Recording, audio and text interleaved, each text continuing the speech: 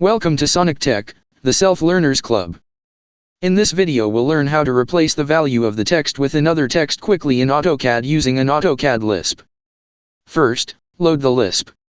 Enter Upload, and choose the first Lisp.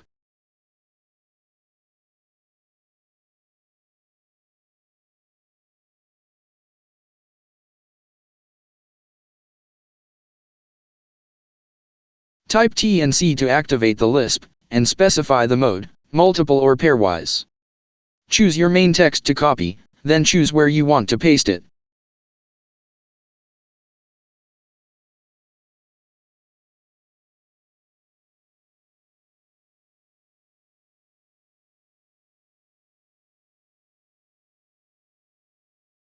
Try now the second Lisp.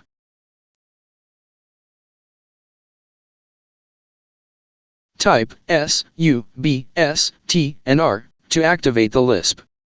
Choose your main text to copy, then choose how many times you want to paste it.